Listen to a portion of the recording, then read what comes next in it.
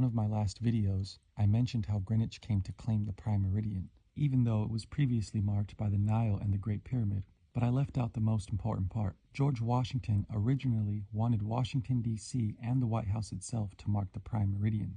And if you look just north of the White House along 16th Street, you'll find the Meridian Hill Park. Because what's a prime meridian without a meridian hill? A meridian is not just a line on a map. It's a divider, an axis, a reference point. Now zoom out. The layout of Washington, D.C., designed by Pierre Charles L'Enfant, mirrors the midsection of a human brain, and right where the pineal gland would sit is where the U.S. Capitol building is placed. Even L'Enfant's tomb points directly towards it. That is not random. In politics, the Capitol is considered to be the seat of the government, the point from which decisions radiate outward. But this idea of a seat in power has a much deeper symbolism. The pineal gland was once called the seat of the soul, or more precisely, the seat of awareness, a concept proposed by René Descartes, the French philosopher of the 1600s, not because it literally governs all perception, but because unlike most parts of the brain, the pineal gland stands alone. It has no mirrored counterpart. It is singular and central. To him, it represented a point of unity where awareness and body meet, a point of integration, a hinge. And that's where the analogy becomes important.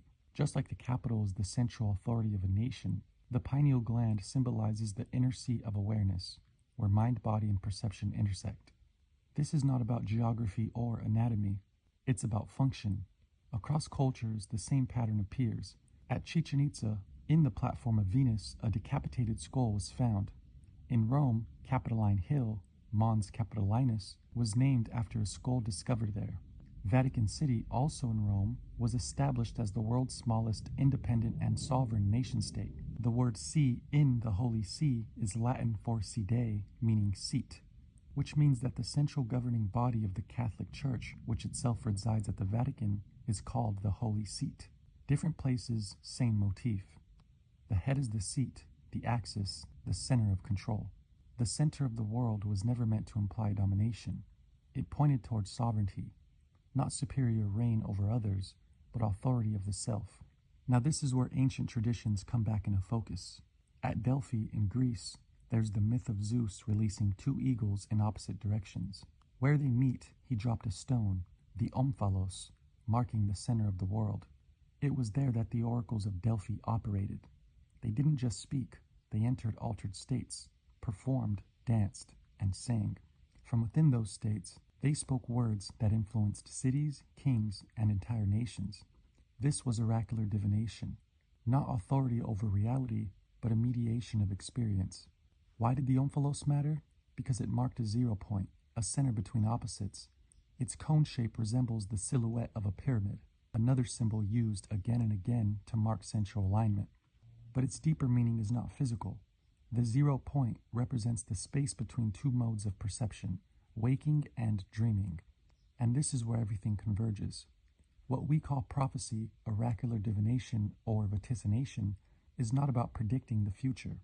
It's about speaking after seeing. A prophecy isn't just a premonition. It's a testimony. When people hear oracle, prophet, seer, or diviner, they imagine a figure with supernatural abilities. But that's not the case. Their authority did not come from powers. It came from experience itself. Experience gives authority. That's why a prophet's words carry weight. They speak from what they directly encountered. Their testimony comes from something that no other being can argue with, what they themselves lived through. That's why anything the oracle uttered was considered divine speech, not because it came from outside of them, but because of the state it emerged from. That state begins when everything shuts down. During sleep, your senses go offline, and even further, when the mind itself loses coherence and goes offline, what remains is not simply pure awareness, because in order to perceive, we need brain network synchronization. Neurons are still active and the firing rate stays the same, but their timing becomes desynchronized. There is no stable experience, no content, no observer. A catalytic void. When neurons resynchronize, continuity returns, and awareness reassembles. The witness reappears, and what is witnessed is sometimes beautiful, sometimes terrifying. It's vivid, convincing, and immersive. That's the trap. It's easy to get lost in. That's why it's dangerous. You can mistake that vision for the truth. You can prefer it over reality. It's never just a dream or a vision. You can feel powerful inside it. But that doesn't make you a god. It makes you the demiurge, false god, of your own imagined reality, the ruler of a private world. True power is balance. When awareness is no longer identified with just one side of experience, body-based sensorial or mind-based imaginal, it becomes something that can move between both. Not controlling the mind through force, abuse, and not being controlled by it either, abused. No need to conquer or compromise, only to include. That balance is what creates what I call metastate awareness. Awareness acting as a hinge between worlds rather than a prisoner trapped in a single one. This is not to be confused with meta-awareness, which is simply awareness of awareness. Fixation on either extreme, mind or body, is what traps one in the cycle of experience. This is hell. Freedom is not escape from reality, but the ability to observe without identification. This is heaven. Some traditions call this liberation nirvana, awareness unfixed. This is the sovereignty of awareness. And when the body expires, awareness no longer anchored, returns to an unlocalized state. This is moksha. In this sense, initiation is a kind of reboot, a reorientation of consciousness. A structured passage through temporary unconsciousness guided by ritual and facilitated by specialists, what ancient traditions called the magi, plural of magus and maga, initiators into the mysteries. The initiation process can be simplified as void, vision, speech, and in that order. The initiate passes through the threshold, through the void, sees the vision, and returns to testify what they encountered. They do not predict, they speak from direct experience. The Latin word divinatio means to be filled with the divine, inspired, overtaken, shifted into another mode of perception, to be possessed by a god. Speech arose from that altered state. The oracles of Delphi were known as the priestesses of Apollo, who was the sun god at the time. They were his mouthpiece. The oracle entered altered states and spoke from within them. Anything the oracle uttered was considered to be divine speech, not because it was objectively true, but because it emerged from a state beyond ordinary cognition. They were also known as the Pythia, which means the pythoness, because as masters of pharmakia, they knew how to handle snakes and worked with their venom. But over time, something changed. The act of speaking became confused with the act of knowing. Titles became mistaken for truth, and the word priestess got demonized by the church, becoming the word we know today as prostitute. Most people look past this, but what we call the Vatican is actually short for what used to be called Mons Vaticanus, meaning the Hill of Prophecy, which means that the place itself is associated with prophetic or oracular divination. The very definition of vaticinate means to foretell the future, to prophesy. This is why the audience hall resembles a snake, signaling that the Pope is a fortune teller, a diviner, and that his speech was divine. The title Pontifex Maximus, or Pontiff for short, still used by the Pope, means greatest bridge builder, one who stands between worlds. A bridge does not command, it connects. To be a pontifex is to allow passage, not enforce direction, to translate, not dictate. But to pontificate now means to speak dogmatically in an authoritative way, to express an opinion in a pompous manner. It's a forced opinion backed by nothing more than religious authority. Reality does not bend to titles. No position, no lineage, no institution can transform opinion into fact. When speech is insulated from question, when it becomes decree instead of expression, the listener is no longer invited to understand. They are compelled to accept. Acceptance without understanding is not insight, it is submission. The bridge has become a throne and a voice of certainty. The translator has become the authority. An opinion remains an opinion, a vision remains an experience. To speak from experience is valid, but to enforce that experience as universal truth is imposition, and when backed by institutional power, it begins to resemble truth itself. A prophet does not possess authority over reality, only over experience. The seer sees, that is all. What is encountered in vision is not the external world, but a symbolic internal event. When prophesying, one does not describe objective reality, but translates an internal symbolic experience into language. When the seer speaks, they are not declaring what is or predicting what will be. They are translating, and this distinction is everything.